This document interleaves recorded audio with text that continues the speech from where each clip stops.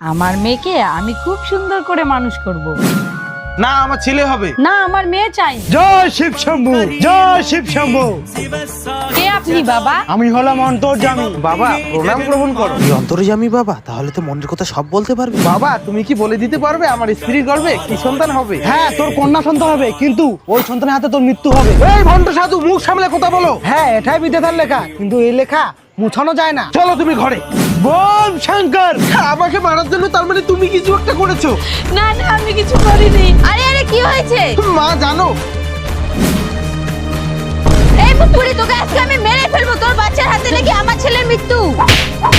না আমাকে মেরো না। আর আমাকে মেরো না মা, আমি বাচ্চা হতেই তোমাদের হাতে তুলে দিব।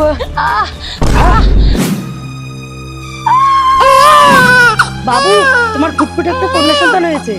এই যে টাকা নাও আর এই বাচ্চাটাকে একটা গভীর জঙ্গলে ছেড়ে দিয়ে আসো। যদি জন্তু জানোয়ারে ছিঁড়ে খায়। নিজের কন্যার হাতে দেখি আবার মৃত্যু। বিধাতার লেখা কোনোদিনও মুছে না। হ্যাঁ, তাহলে আমি আর কোনোদিনও বাচ্চাই নিব না। আরে একে এখানে ফেললে তো এখনই খেয়ে নিবে। না কাঁদিস না তুই, আমি তোকে মানুষ করব। 10 বছর পর।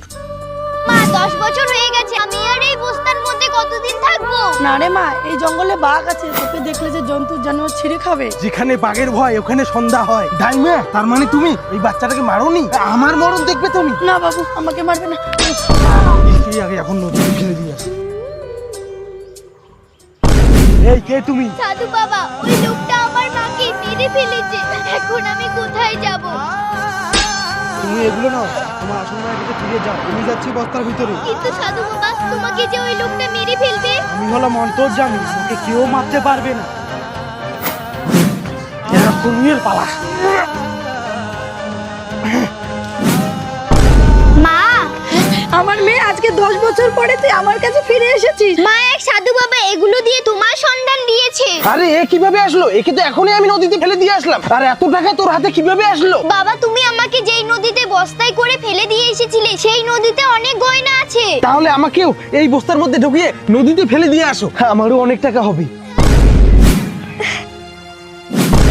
বিধাতার লেখন কখনো মোছানো যায় না।